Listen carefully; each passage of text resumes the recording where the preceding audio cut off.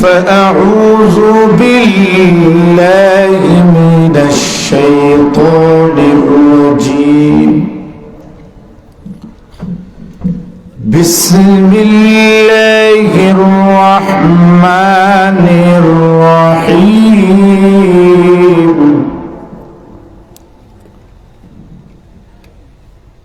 إن الله عنده علم الساعة وينزل الغيث ويعلم ما في الأرحام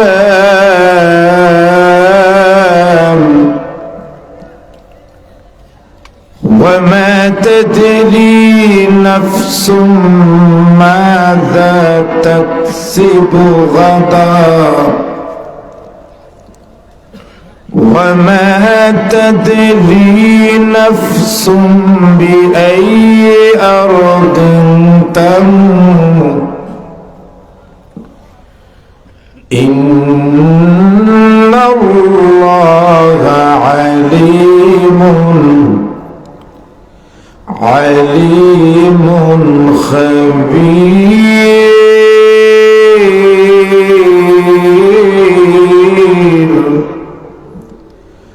صدق الله مولانا العظيم.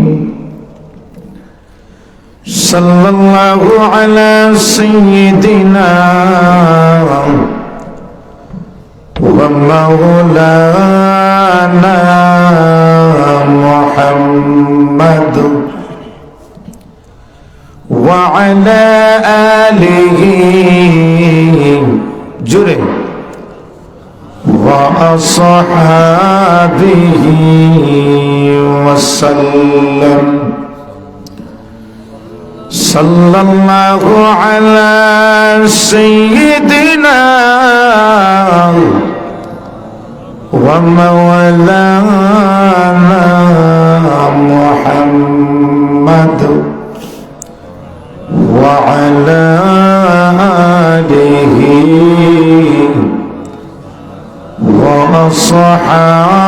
وأصحابه وسلم. بلغ العلا بكماله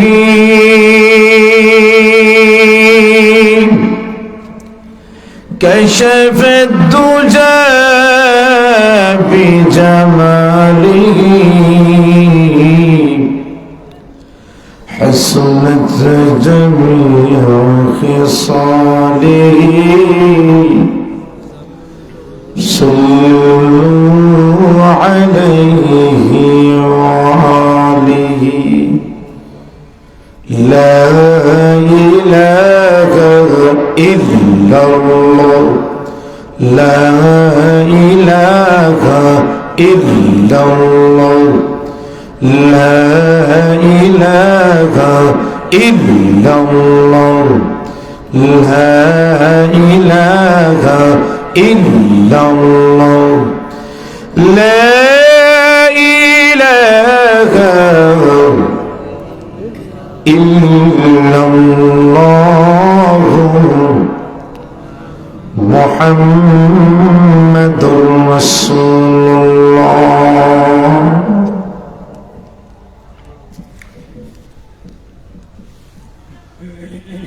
আলহামদুলিল্লাহ। নয়াগ্রাম সুন্নাহ যুব সংঘের উদ্যোগে আজকের এই তাফসীরুল কুরআন মাহফিলের অত্যন্ত সম্মানিত শ্রদ্ধেয় সম্মানিত সভাপতি সাহেব এবং আমার ডান দিকে অত্যন্ত আমার মহব্বতের ব্যক্তি রূপচাঁদ জামে মসজিদের ইমাম ও খতিব হযরত মাওলানা বদরুল আলম সাহেব দামাত বারাকাতুহুম সহ জাতির কর্ণধার উলামায়ে কেরাম, সামনে উপবিষ্ট আমার সর্বস্তরের সুধীবৃন্দ, মাইকের আওয়াজ শ্রবণরত আমার পর্দানিশীল অত্যন্ত শ্রদ্ধেয় ভাই বোনেরা, সম্মানিত হাজিরিন, আপনারা গভীর রাত পর্যন্ত মুহাদ্দিস শাহ হুজুর দামাত বারাকাতুহুম বারাকাল্লাহু ফি হায়াতিক হুজুরের জবান অত্যন্ত মূল্যবান নসিহত শুনেছেন।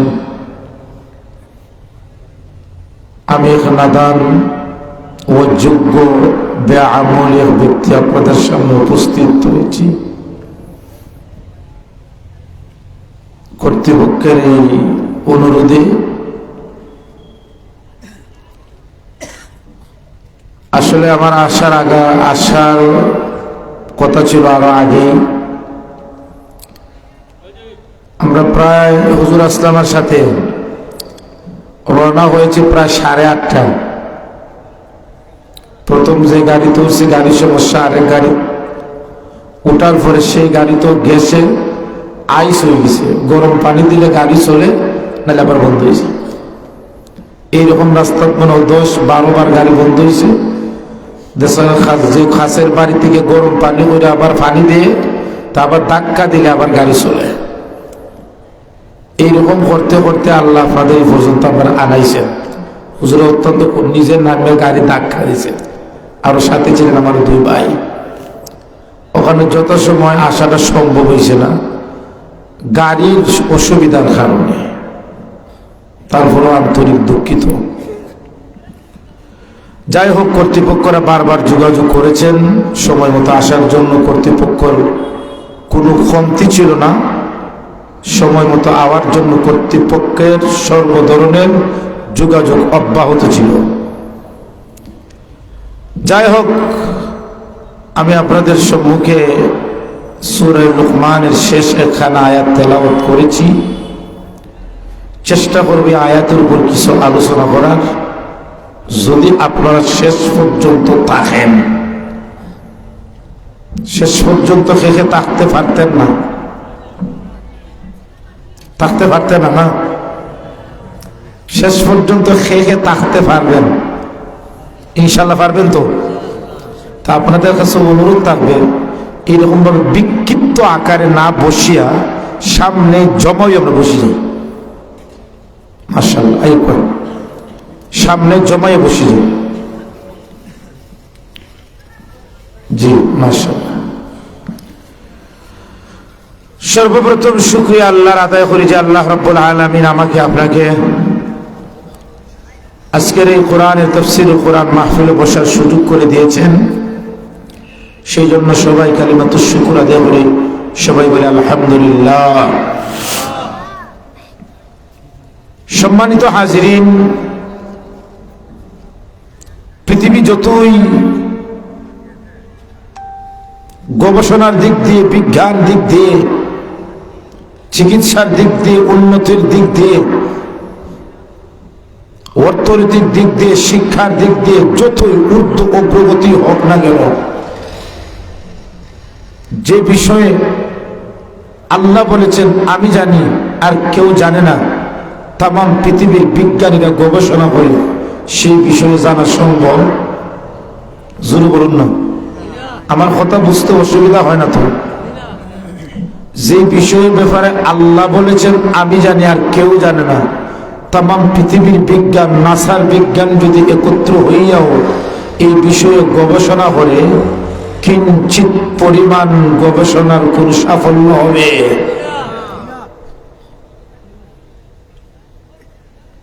বিজ্ঞান অনেক ঊর্ধ্বগতি, যত দিন যায় বিজ্ঞানের আবিষ্কৃত অনেক জিনিস আমরা ব্যবহার করি। এক সময় আমাদের হাতের এই মোবাইলটা ছিল না। মানুষ মারা গেলে ব্যক্তি যাইতো আত্মীয় স্বজনের বাড়ি দাওয়াত দেওয়ার জন্য।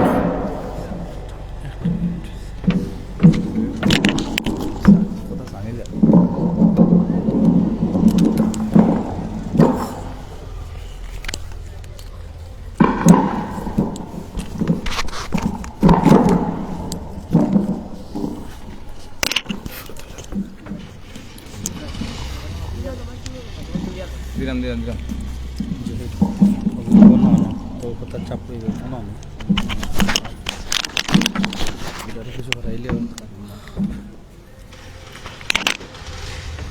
বলছিলাম বিজ্ঞান যতই ঊর্ধ্বগতি হোক, যে বিষয়ে আল্লাহ বলেছেন আমি জানি, এই বিষয়ে তাম পৃথিবীর বিজ্ঞান একত্র হইয়াও জানা সম্ভব হবে?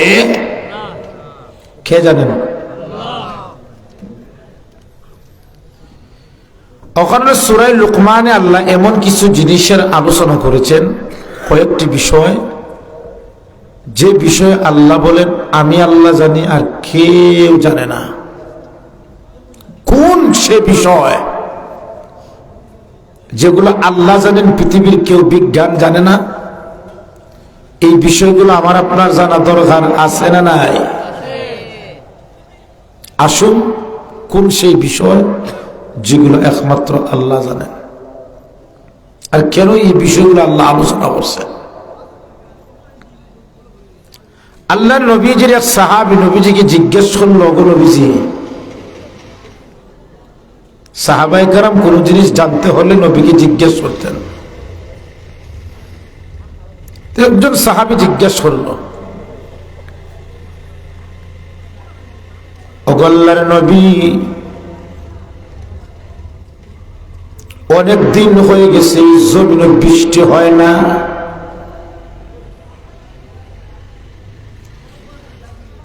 বৃষ্টির অভাবে ফসলাদিগুলো নষ্ট হয়ে যাচ্ছে,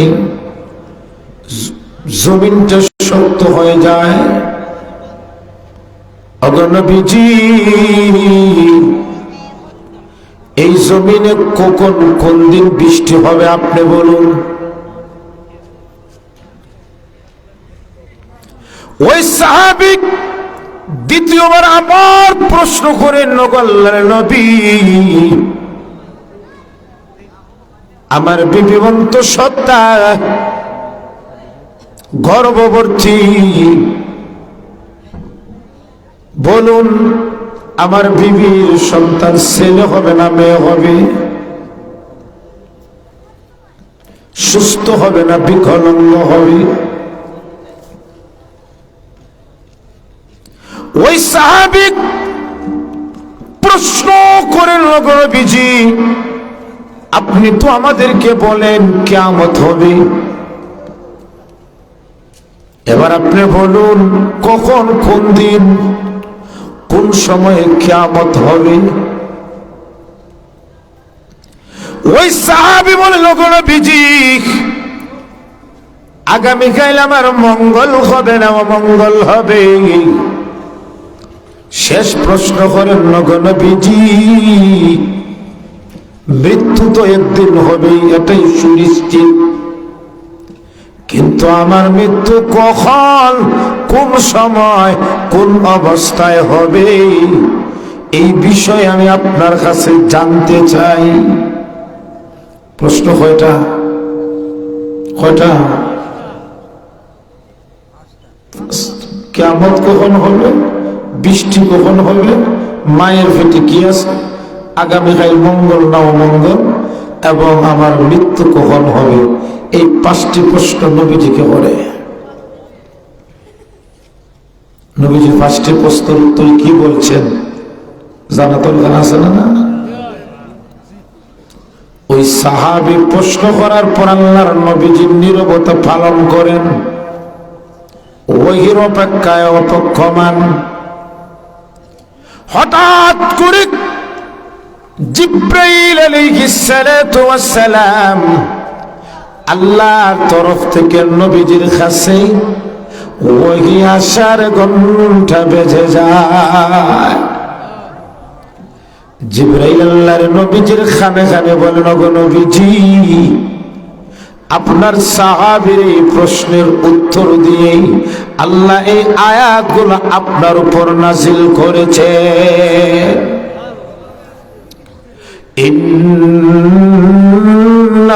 ইন্নাল্লাহা ইনদাহু ইলমুস সাআ ওয়া ইউনাজ্জিলুল গায়স ويعلم ما في الأرحام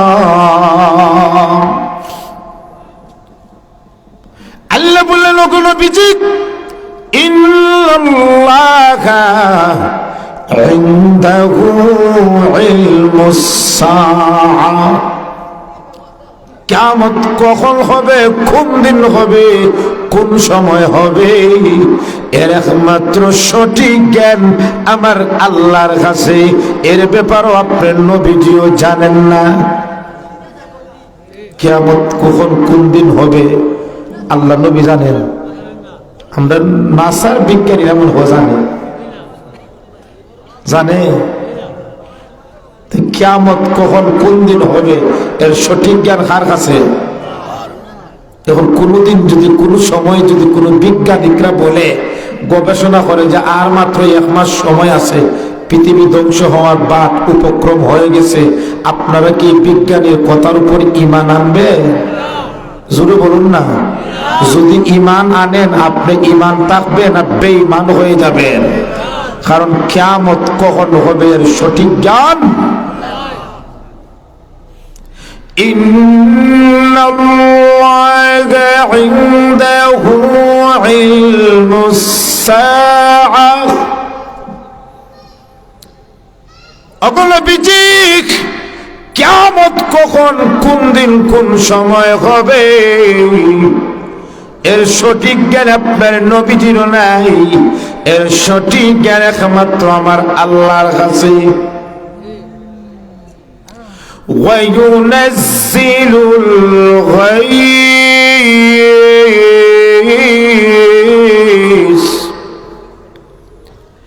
বৃষ্টি কখন কোন জায়গায় কোন অনুপাতে হবে এর সঠিক জ্ঞান আমার আল্লাহর কাছে কেউ জানে আপনারা তো আমার প্রশ্ন করিবা যে হুজুর রেডিও টেলিভিশনও তো আমরা মাঝে মাঝে আবহাওয়া খবর শুনলে আবহাওয়ার খবর হয় আগামীকাল সিলেট বৃষ্টি হয় প্রচার হয় না পরের দিন দেখা যায় বাস্তবেই তো বৃষ্টি হয়ে যায় তা আপনি বলছেন বৃষ্টি কখন কোন দিন হবে আল্লাহ জানেন এখনো আমাদের আবহাওয়ার বিদ্রাও জানে আয়াতে আর আবহাওয়ার বিদ্যের জানার মধ্যে সাংঘর্ষিক হয়ে গেল জোরে বলুন না আবহাওয়ার বিদ্যের খবরটা একটু খান দিয়া শুনবা আগামীকাল সিলেট বৃষ্টি হবেই শব্দ বলে না বৃষ্টি হতে পারে বলে নিশ্চিত না সন্দেহমূলক কারণ আকাশের মধ্যে যখন মেঘের খণ্ডগুলো ঘোরাঘুরি করে তখন আবহাওয়ার বিদ্যা আপনিও আকাশের দিকে দৃষ্টি দিয়ে বলতে পারেন যে মনে হয় বৃষ্টি হওয়ার সম্ভাবনা আছে আকাশে মেঘ দেখা যায় ঠিক না ঠিক আর আল্লাহ বলেন না আকাশ পরিষ্কার পরিচ্ছন্ন মেঘের কোনো খণ্ড নাই তখন পৃথিবীর কোন আবহাওয়াবিদ কোন গবেষক জানে না কোন জায়গায় বৃষ্টি হবে তখন একমাত্র আমি আল্লাহ জানি কোন জায়গায় কোন হারে বৃষ্টি হবে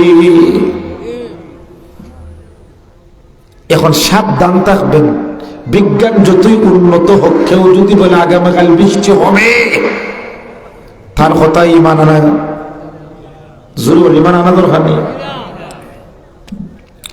وَيَعْلَمُ مَا فِي الْأَرْحَامِ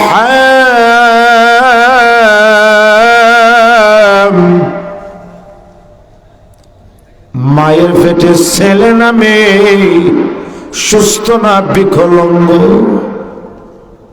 এর সঠিক জ্ঞান কার কাছে আপনারা হলো না ওখান ডাক্তারের কাছে গেলে কম্পিউটার নিলে গিয়া কম্পিউটারে তো ফেটে পরীক্ষা কইরা কম্পিউটার রিপোর্ট দিয়ে ছেলে বা মেয়ে দিলায় না জন্মের আগে কম্পিউটার নির্ধারণ করিলায় না ছেলে না মেয়ে তা আপনি বলেন মায়ের ফেটে কি আছে আল্লাহ জানেন এখনো আমাদের কম্পিউটার জানে জোরে বলুন না জানে না আচ্ছা বলুন তো কম্পিউটার জানে কোন সময় যখন বাচ্চার আকৃতিটা পেটের মধ্যে ফুরাফুরি হয়ে যায়, তখন জানে। ঠিক না ঠিক? মায়ের পেটের যখন বাচ্চার আকৃতির রূপ সমন্বয়ে যখন পেটো হয়, আকৃতি ফুরাফুরি হয়, তখন কম্পিউটারে জানে ছেলে নামে। তারপরেও 100% মধ্যে 60% কম্পিউটারের ভুলও হয়। হয় না? হয় না? রিপোর্টে লিখে যে ছেলে হইব, দেখা যাচ্ছে মেয়ে। ঠিক না বেটি? কিন্তু আল্লাহ বলেন ইয়াখরুজু মিন বাইনিস সুলবি ওয়াত তারাইব,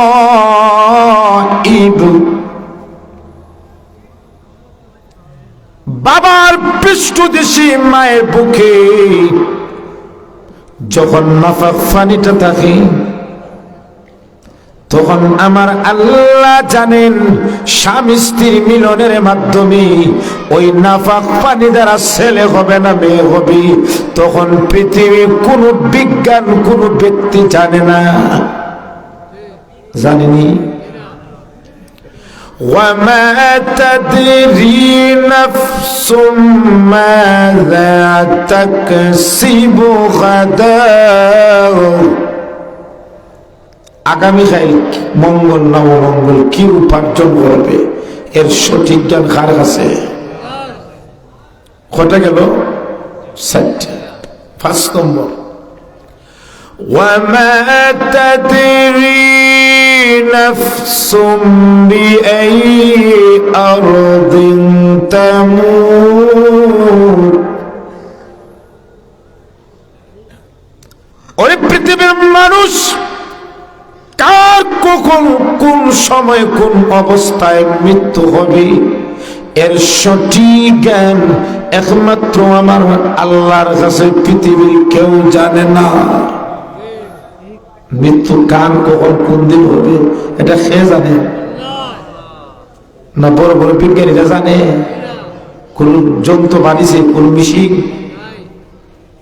এমন কোন মিশিং বাড়ি নেই যে মৃত্যু কার কখন কোন দিন হবে সঠিক জানত। একবার বিজ্ঞানীর একজন মুমূর্ষ ব্যক্তি, যে ব্যক্তি মারা যাবে, বিজ্ঞানীরা বলছে 3 দিনের ভিতরে মারা যাবে, বিজ্ঞানীর এমন একটা রুমের ভিতরে এই মুমূর্ষ ব্যক্তিরা রাখছে, একটা সুই পরিমাণ প্রবেশ করার ক্ষমতা নাই, চতুর্দিকে সিসি ক্যামেরা, বাহিরের রুম থেকে কন্ট্রোল রুম থেকে কম্পিউটারের মাধ্যমে নিয়ন্ত্রণ করতেছে যে ব্যক্তিটা মারা যাবে 3 দিনের ভিতরে। দেখতাম আজরাইল কোন দিকে ঢুকে বাপের বেটায়, নাউজুবিল্লাহ, আজরাইল কোন দিকে ঢুকে দেখতাম, রূপটা খেয়ে বাপ করে 3 দিনের ভিতরে মরছে না। ব্যাপার কি? টাইম দিলাম 3 দিন, ওখানে মারা গেল না।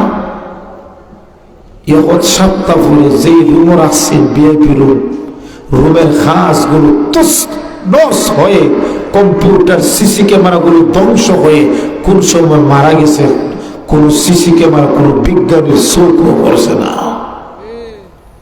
কার কখন মৃত্যু হবে এর সঠিক জ্ঞান খেয়ে জানে। কিন্তু মৃত্যু এটা নিশ্চিত হবেই। মৃত্যু নিশ্চিত হবেই। মৃত্যু একটা সুনিশ্চিত বিষয়, সুনিশ্চিত বিষয় হলো মৃত্যু। পৃথিবীর বিভিন্ন ধর্মের মানুষ আছে, হিন্দু আছে, মুসলমান আছে, খ্রিস্টান আছে, বৌদ্ধ আছে, ইয়াহুদি আছে, নাসারা আছে, ধর্মের মতানক্য আছে, কিন্তু সব ধর্ম এই কথার উপর একমত যে মানুষের মরণ হবেই। জোরে বলুন ঠিক না বেঠিক? সব মানুষ এটা বিশ্বাস করে মৃত্যু নিশ্চিত হবেই। ওখানে আল্লাহ পবিত্র কুরআন মৃত্যুরে ইয়াকিন, মৃত্যু না বলে বলেছেন ইয়াকিন। কি বলেছেন? ইয়াকিন শব্দের অর্থ নিশ্চিত, সুনিশ্চিত।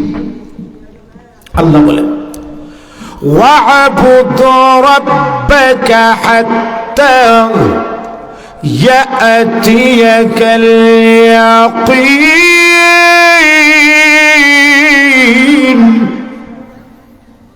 ওগো নবীজি, আপনি আপনার রবের ইবাদত করুন হাত্তা ইয়াতিয়াকাল ইয়াকিন আইল মউত, ইয়াকিন আসার আগ পর্যন্ত, মানে মৃত্যু আসার আগ পর্যন্ত আল্লাহ কেন মৃত্যু শব্দ না বলে ইয়াকিন শব্দ বলেছেন?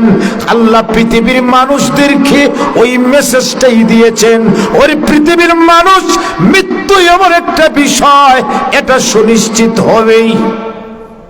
এটা কি আর এক আয়াত আল্লাহ বলে, মা সালাকাকুম ফি সাকার ক্বালু লাম নাকু মিনাল মুসাল্লিন ওয়া লাম নাকু নুত'ইমুল মিসকিন وَكُنَّا نَخُوضُ مَعَ الْخَائِضِينَ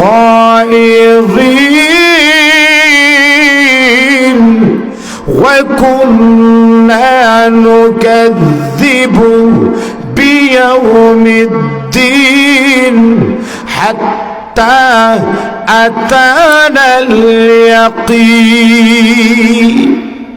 الموت। এখানে মৃত্যু না বলে ইয়াকিন বলেছেন কেন?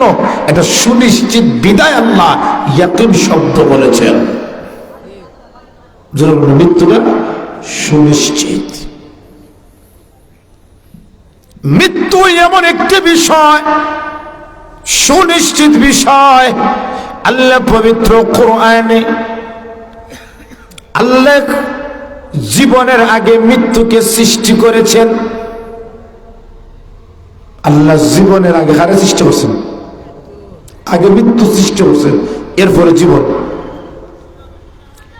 তাবারাকাল্লাযী বিয়াদিহিল মুলকু ওয়া হুয়া আলা কুল্লি শাইইন কাদির الذي خلق الموت والحياة ليبلوكم أيكم أحسن عملا।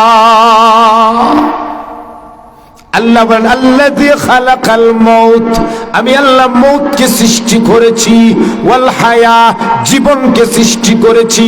আল্লাহ প্রথমে মৃত্যুকে, পরে জীবনকে।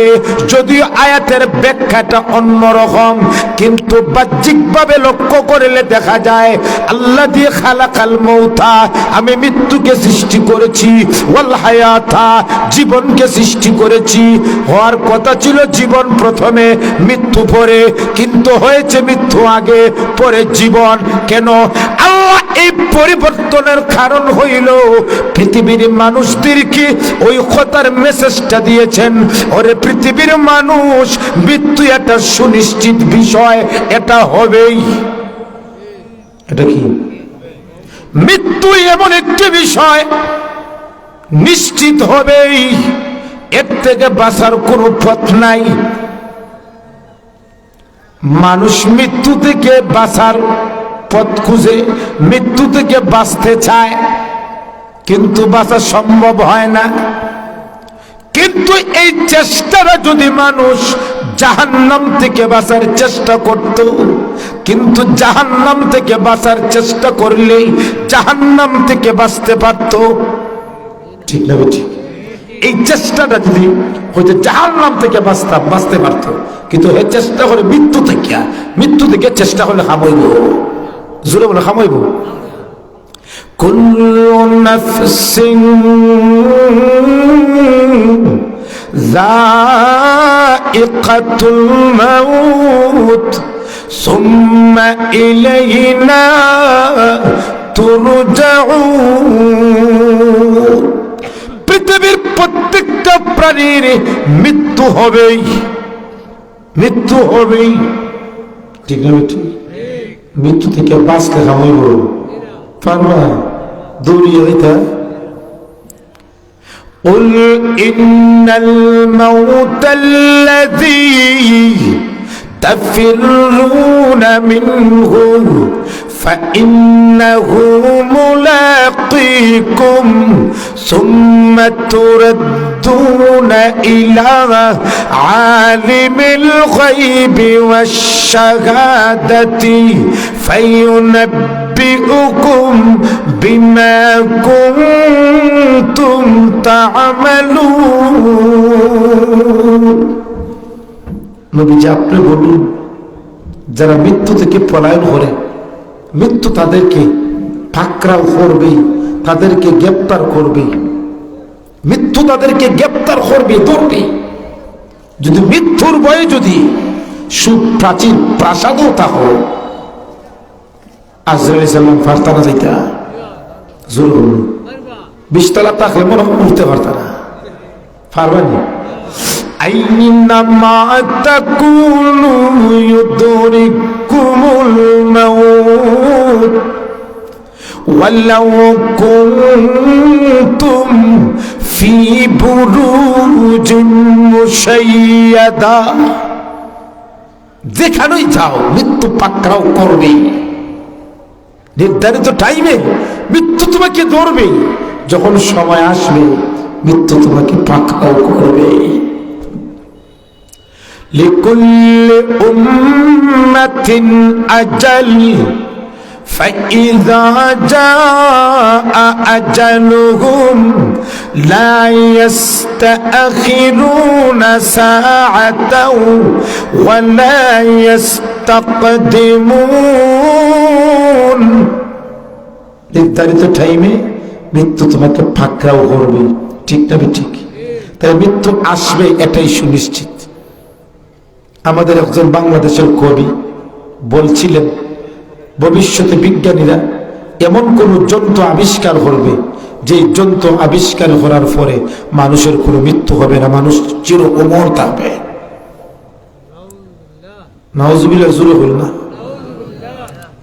পৃথিবীতে এমন একটা যন্ত্র আবিষ্কার হবে বিজ্ঞানীরা মৃত্যু হইতো না আজ পর্যন্ত ভাসছে কিয়ামতের আগ পর্যন্ত পারবো না মৃত্যু থেকে বাধা দেওয়ার কোন যন্ত্র কোন মেশিন কোন গবেষক এই ব্যাপারে কোন জিনিস পারবে না করতে পারছে না পারবে না কিয়ামত পর্যন্ত মৃত্যু হবে এটা সুনিশ্চিত বিষয় এর মধ্যে কোন সন্দেহ নাই ওখানে মৃত্যু হবেই এর জন্য প্রস্তুতি থাকা দরকার আছে না না জুড়ে বল না আছে না না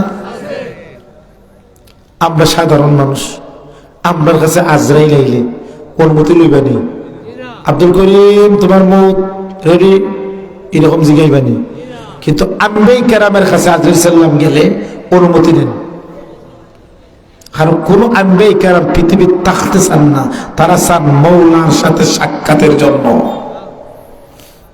ঠিক না কিন্তু আমরা জান নিতে গেলে জিগাইবা আমরা জানি কোন দিন আইবা ইমাম মালিক রহমতুল্লাহ আলাইহি চিনেন না আপনারা সাইন মযহবের এক মযহবের ইমাম সাহেবের নাম কি ইমাম আমরা কোন মযহবের হানাফি আবু হানিফা রহমতুল্লাহ আলাইহি যারা ইস্তেমবাত করেছেন কোরআন হাদিস থেকে ইস্তেমবাত শব্দের অর্থ হইল মাটি কুড়ে পানি বের করা ইস্তেমবাত করেছেন কোরআন হাদিস থেকে গবেষণা করে চেষ্টা করে ইস্তেহাদ করে হাজার হাজার লাখ লাখ মাসলা আমাদের জন্য মযহবের ইমামরা মানে আমাদের সামনে পরিষ্কার করে দিয়েছে এরাই হলো আমাদের মযহবের ইমাম ইমাম মালিক রহমতুল্লাহ আলাইহি শেষ বয়সে নফল হজ করতা তাই ইচ্ছা হইছে আবার ইমাম মালিক রহমতুল্লাহ মনের বড় ইচ্ছা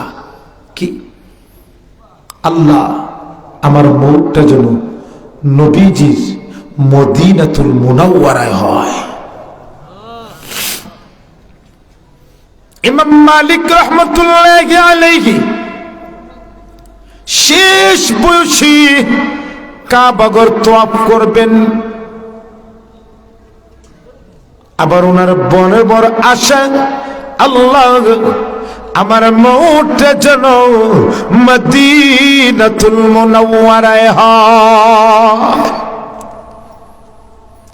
ইমাম মালিক রহমতুল্লাহি আলাইহি চিন্তিত হয়ে গেলেন যদি হজে যাই আর সেখানে যদি আমার মৌত হয়ে যায় তাহলে আমার জীবনের স্বপ্ন মদিনাতুল মুনাওয়ারায় আমার মৌত হবে না। এই চিন্তা করা অবস্থায় তাই ঘুমাই গেছে, রাত্রিতে ঘুমাই গেছে। ঘুমে দেখেন হযরত আজরাইল আলাইহিস সালাতু ওয়াস সালামের স্বপ্নে দেখেন ঘুমে। সুবহানাল্লাহ। আমরা তো আজরাইলের স্বপ্ন জিন্দেগিতে দেখিনি, শয়তান দেখিস তোরা। ইমাম মালিক রাহমাতুল্লাহি আলাইহি ঘুমের মধ্যে আজরাইলকে স্বপ্নে দেখেন, খুব খুশি হলেন। ও আজরাইল, একটা বিষয় নিয়ে আমি চিন্তিত ছিলাম, যেহেতু স্বপ্নে তোমার দিদার হয়ে গেছে, তুমি তো মানুষের জান কবজ করো। হ্যাঁ ও আজরাইল, তোমার কাছে আমার প্রশ্ন, আমার ইমাম মালিকের মৃত্যু কখন হবে? তুমি তো জান কবজ করো, বলো। আমি হজে যাইতাম, আমার খুব ইচ্ছা, কিন্তু মনে মনে সন্দেহ, যদি হজে গিয়ে মারা যাই তাহলে মদিনাতুল মুনাওয়ারা আমার মৌত হবে না। তুমি যদি বলে দাও যে আমার মৃত্যু কোন দিন হবে, তাহলে আমি নিশ্চিন্তে হজ করলাম, কোনো অসুবিধা। প্রশ্ন করছেন আমার মৌত কোন দিন হবে। আজরাইল আলাইহিস সালাতু ওয়াস সালাম উত্তর না দিয়ে হাতের 5 আঙ্গুলের দিকে ইশারা করে চলে গেলেন। কয় আঙ্গুল? চিন্তা কমছে না বাড়ছে? জোরে বলুন না, কেমন বাড়ছে? প্রশ্ন করছেন মৌত কোন দিন হবে, এখন 5 আঙ্গুল দেখাই গেছেন কি? এখন 5 ঘন্টা না 5 দিন না 5 মাস না 5 বছর না 5 যুগ? চিন্তা বাড়ছে না কমছে? সকালবেলায় ইমাম মালিক এই স্বপ্নের বিষয়টা নিয়ে আরো চিন্তিত হয়ে গেলেন। ফজরের নামাজের পর উনার একজন শাগির্দ খাদেমকে, তখনকার সময়ে স্বপ্নের ব্যাখ্যাদাতার পারদর্শী ছিলেন আল্লামা ইবনে সিরিন রাহমাতুল্লাহি আলাইহি। খাদেমকে আল্লামা ইবনে সিরিনের কাছে প্রেরণ করেন, যাও আমার নাম প্রকাশে অনিচ্ছুক বলবে একজন ব্যক্তি আজরাইলকে স্বপ্ন দেখেছে, বলেছেন মৃত্যু কখন হবে। আজরাইল 5 আঙ্গুলের দিকে ইশারা করে চলে গেলেন। 5 আঙ্গুলের ব্যাখ্যাটা কি? 5 দিন না 5 মাস? জিজ্ঞেস আল্লামা ইবনে সিরিন। ওই খাদিম যখন আল্লামা ইবনে সিরিনের কাছে যায়, একজন ব্যক্তি এরকম স্বপ্ন দেখছে। আল্লামা ইবনে সিরিন ওই খাদিমের উদ্দেশ্য করে বলেন, ও খাদিম, এই জামানায় এই স্বপ্ন দেখনেওয়ালা কোনো ব্যক্তি আমার চোখে পড়ে না। আর যদি বাস্তবে এই স্বপ্ন কোনো ব্যক্তি দেখেই থাকেন, তাহলে মযহবের ইমাম ইমাম মালিক ছাড়া আর অন্য কেউ স্বপ্ন দেখতে পারেন না। খাদিমে বলে, দর্শন ঠিকই, ইমাম সাহেব দেখছো স্বপ্নটা, এর ব্যাখ্যাটা কি হতে পারে? আল্লামা ইবনে সিরিন বলেন, যাও তোমার ইমাম সাহেবকে জিজ্ঞাসা করবে। প্রশ্ন করেছিলেন আজরাইলকে, আমার মৃত্যু কখন হবে, কোন দিন হবে? আজরাইল এই 5 আঙ্গুল দ্বারা বুঝিয়েছেন 5 দিন না, 5 মাস না, 5 বছর না। আজরাইল এই 5 আঙ্গুল দ্বারা সূরা লুকমানের শেষ 5টি বিষয়ের প্রতি ইঙ্গিত করে লুকমান ইমাম মালিককে বুঝিয়েছেন, ও ইমাম মালিক, যে বিষয়ে তুমি আমার কাছে জানতে চেয়েছো সেই বিষয়ে একমাত্র আল্লাহ ছাড়া আমি আজরাইলও জানি না মৃত্যু কার কখন কোন দিন হবে। যে আজরাইল জান কবজ করে, উনিও জানেন না কার কখন মৃত্যু হবে। যখন আল্লাহ জানিয়ে দেন তখনই জানেন। তাহলে আমরা জানি, জোরে বলুন, আমরা জানি, কিন্তু আমাদের হাব ভাব দেখলে মনে হয় পুরা জান্নাতি দুনিয়াতেই। আমাদের চলাফেরা দেখলে মনে হয় পুরা জান্নাতি আমরা, এমন একটা ভাব লাগে আমরা মাঝে। 5 ওয়াক্ত নামাজ ধরে, আর তার চেহারা গোফ লক্ষ্য করলে বোঝা যায় বড় এক বুজুর্গ হয়ে গেছে। মানুষের কাছে গোফ দে নামাজে জান্নাত, জান্নাত নিশ্চিত। আমি তো দৈনিক নামাজ পড়ি, হে জান্নাতের গ্যারান্টি দিলেস, এরকম আছে না নাই? অথচ মৃত্যুর কি প্রস্তুতি আপনি নিয়েছেন, কবরের কি প্রস্তুতি আপনি নিয়েছেন? হযরত উসমান রাদিয়াল্লাহু তাআলা আনহু যখন কবরের পাশ দিয়ে চলতেন, কবর দেখে এত কান্নাকাটি করতেন, ওনার চোখের পানি দ্বারা দাড়িগুলি ভিজে যাইত। সাহাবারা প্রশ্ন করলেন, ও উসমান, কবর জাহান্নামের আলোচনা হয়, তুমি এত খন্দন করো না, কিন্তু কবর দেখলেই, কবরের আলোচনা শুনলেই তুমি এত চিন্তিত হয়ে যাও, চোখ দিয়ে পানি বের হয়, কারণটা কি? উসমান বললেন, এই সাহাবায়ে কেরাম, আখিরাতের প্রথম মঞ্জিল হইল কবর। যার কবর ঠিক তার সব পাটি ঠিক, যার কবর সমস্যা তার সব জায়গায় সমস্যা। ঠিক না? ঠিক। কিন্তু আমরা চলাফেরা মৃত্যুর ভয় নেই, কবরের ভয় নেই। হযরত খাদিজা রাদিয়াল্লাহু তাআলা আনহা ছিলেন তো আপনারা মহল্লার খাদিজা না? নবী করিম সাল্লাল্লাহু আলাইহি সাল্লামের প্রিয়তম বিবি খাদিজা রাদিয়াল্লাহু তাআলা আনহা শিল্পপতি একজন নারী, যেই মহিলা আল্লাহর নবীজির জন্য জান দিয়েছেন, মাল দিয়েছেন, ত্যাগ করেছেন, কুরবান দিয়েছেন, নবীর জন্য সমস্ত জিন্দেগিটাই নবীর জন্য বিলিয়ে দিয়েছেন, সেই নারীর নাম হলো খাদিজা রাদিয়াল্লাহু তাআলা আনহা। নবীজি 4 মহিলার ব্যাপারে শ্রেষ্ঠত্ব দিয়েছেন, তার মধ্যে এক মহিলার নাম হলো খাদিজা। আমরা দেশের মহিলারা তো খুব শ্রেষ্ঠ, জোরে বলুন না, খুব শ্রেষ্ঠ বানানি, জোরে বলুন না। যাকে দিকে গেলাম না, সময় নেই। খাদিজা রাদিয়াল্লাহু তাআলা আনহা নবীর প্রিয়তমা বিবি, যে খাদিজাকে আল্লাহ সালাম দিয়েছেন না, সুবহানাল্লাহ বলুন। আমরা তো নিজের যে সালাম দিই না। আল্লাহর নবী আর খাদিজা এক জায়গায় বসা বিছনাত, জিবরাইল আলাইহিস সালাম আসছেন, নবীজি আগে সালাম দিছেন, দিয়া বলেন, ওগো নবীজি, এটা আমার পক্ষ থেকে আপনার প্রতি সালাম।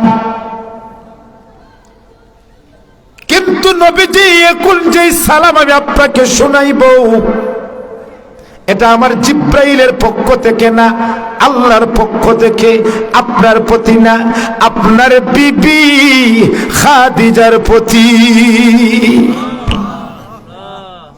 ওগো নবীজি, আল্লাহ আরশে মুআল্লা থেকে জমিনে আল্লাহ আপনার বিবি খাদিজাকে সালাম দিয়েছেন। যেই মহিলার আল্লাহ সালাম দিছো, এই মহিলা কি কোনোদিন জান্নাত ছাড়া অন্য কোনো চিন্তা করা যায়? যেই মহিলার নবীজি 4 রমণীর শ্রেষ্ঠত্বের মর্যাদা স্থান দিয়েছেন, ওই মহিলা কি জান্নাত ছাড়া অন্য কোনো বিকল্প চিন্তা করা যায়?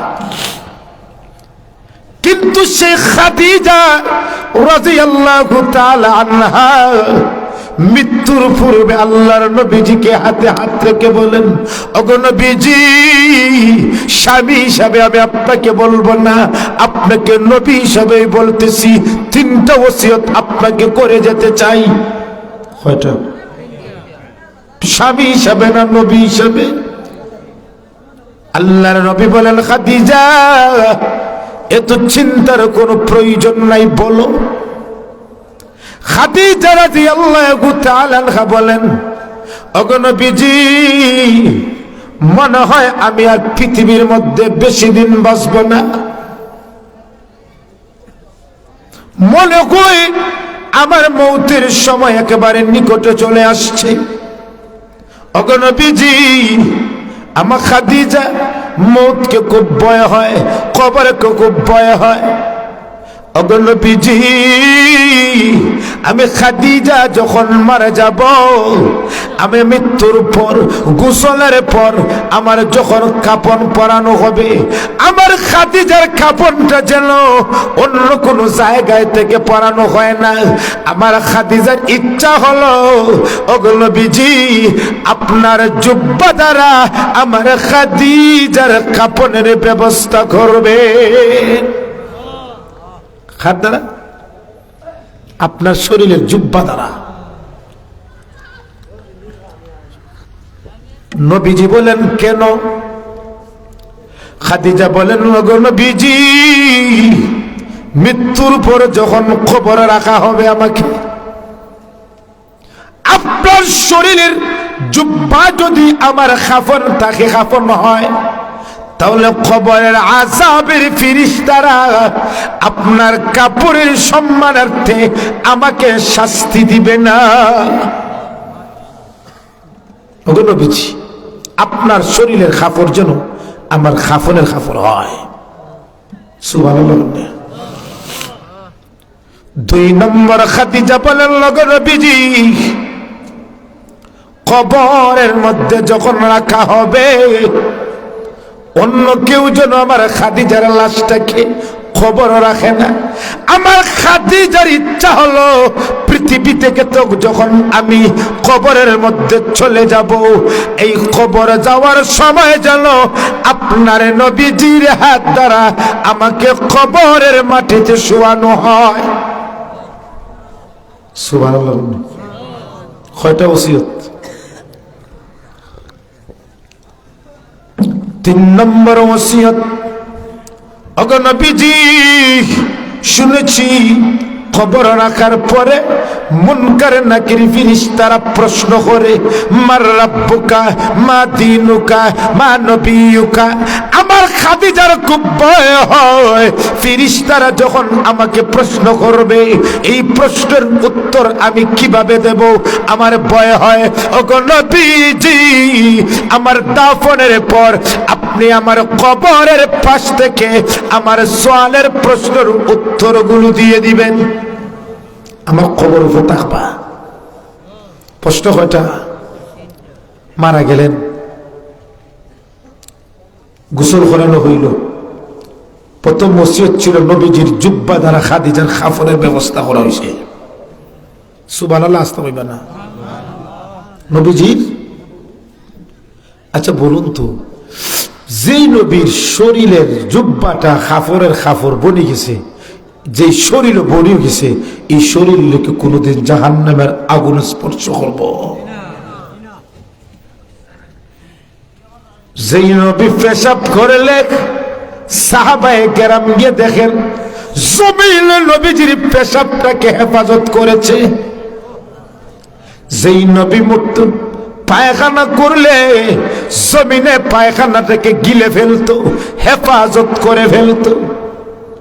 যেই নবীর শরীরে গাম থেকে মেশকে আম্বরের চেয়ে বেশি ঘ্রাণ বের হয়, যেই নবী থুতু নিক্ষেপ করলে সাহাবায়ে কেরাম থুতুটাকে হাত সংরক্ষণ করে বোতলের মধ্যে পরে আতর হিসাবে ব্যবহার করেন। যে নবীর শরীরের গাম মুবারক নিয়ে সাহাবায়ে কেরাম শিশির মধ্যে ভরে আতর হিসাবে ব্যবহার করেন, ওই নবীজির শরীরের জুব্বাটা কাপড়টা যেই দেহের মধ্যে লাগবে, ওই দেহ কি কোনোদিন জাহান্নাম যাইবানি? নবীজির জুব্বা খাদিজার শরীরে ভরাই দিলেন, জানাজা শেষ, দাফন। আল্লাহর নবীজি নিজের হাত দ্বারা খাদিজার শরীরটাকে মাটিতে রাখলা। আমরা চেহারা কোন দিকে ফিরাই? কবরের লাশ রাখার পরে চেহারা কিবলামুখী থাকে। কোন দিকে? আল্লাহর নবীজি খাদিজার চেহারাটাকে কিবলা দিকে রাখেন, কিন্তু দেখা যায় খাদিজার চেহারা কিবলামিকে রাখার পরে অটোমেটিক ভাবে আবার আকাশের দিকে হয়ে যায়। নবীজি আবার রাখেন, আবার অটোমেটিক ভাবে আকাশের দিকে হয়ে যায়। নবীজি তিনবার ভাবেন। আল্লাহর নবীজি চিন্তিত হয়ে গেলেন, বুঝতাম না আমার খাদিজার চেহারা দেখি কিবলামুখী হয় না, পশ্চিম দিকে হয় না, নিয়ম অনুযায়ী দিকে হয় না কেন?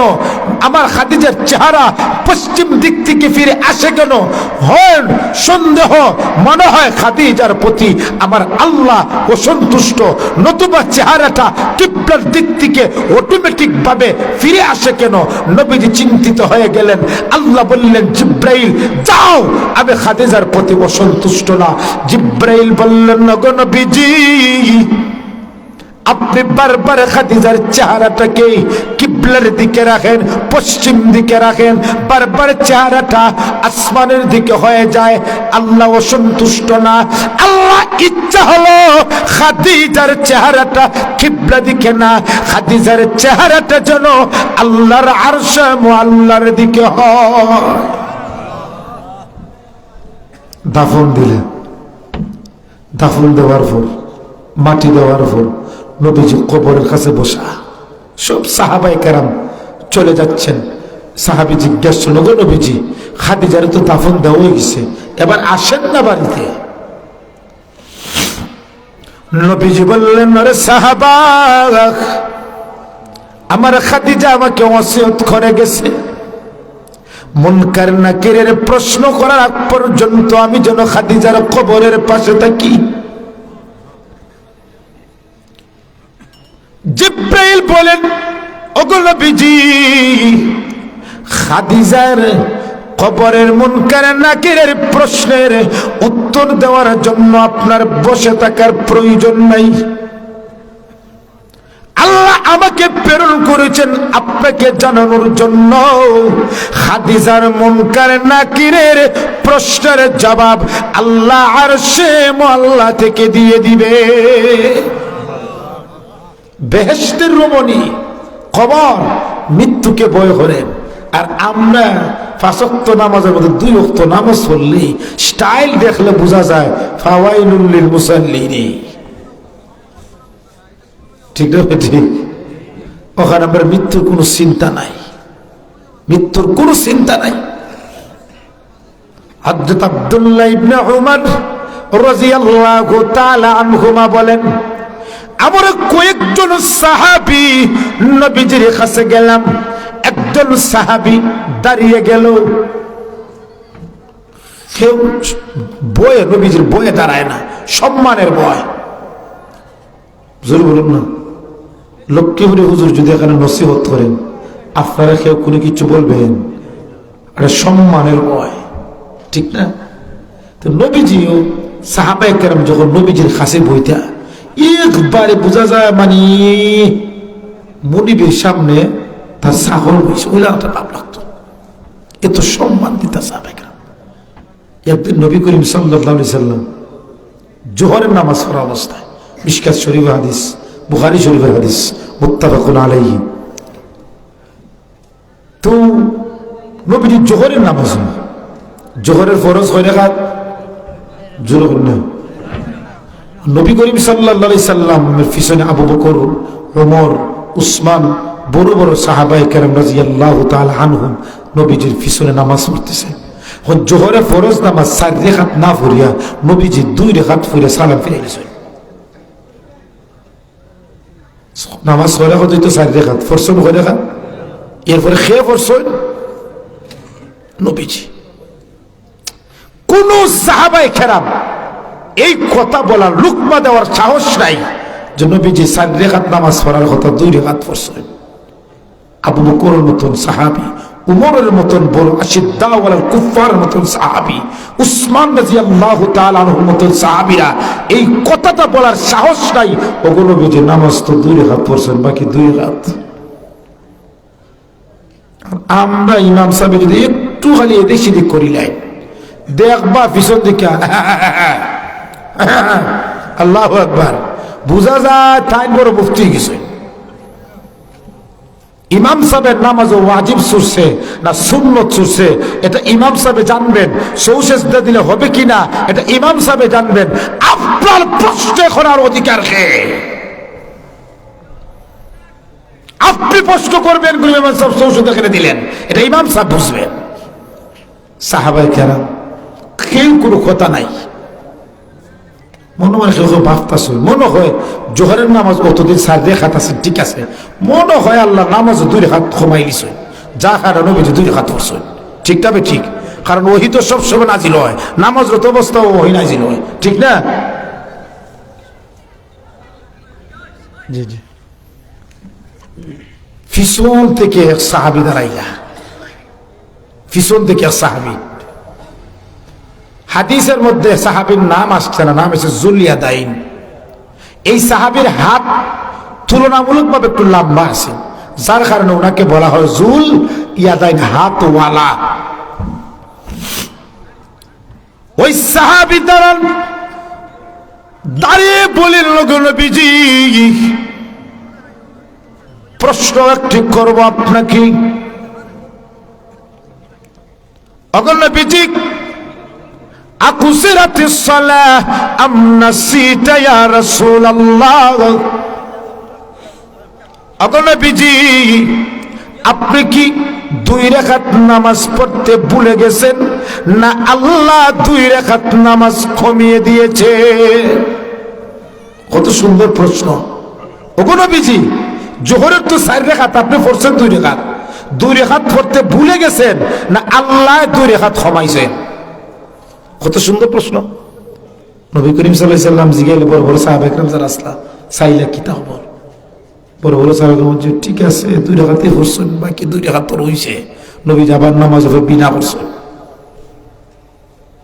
হযরত আব্দুল্লাহ ইবনে ওমর রাদিয়াল্লাহু তাআলা আনহুমা বলেন, আমার আনসারদের এবং মুহাজিরদের কিছু সাহাবায়ে কেরাম নবীজির কাছে গেলাম।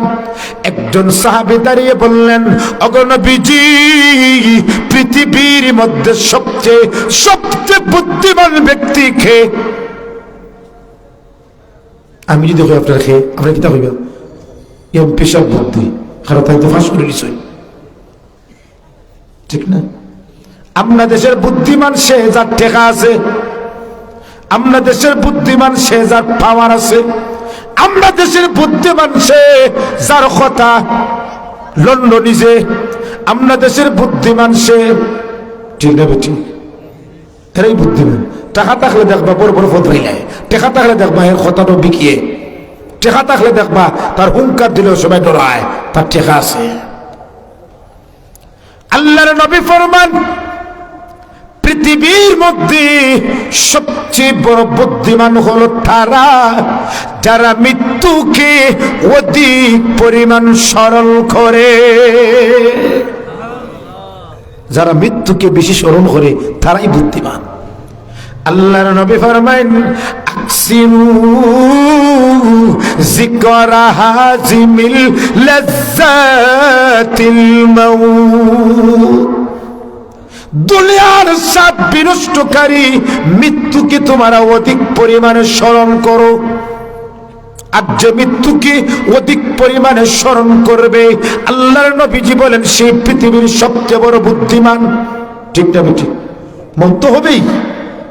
মৌতু কাসিন কুল্লু নাসিন শারিবু কবর বাইতিন কুল্লু নাসিন দাখিলু। হবে না হবে?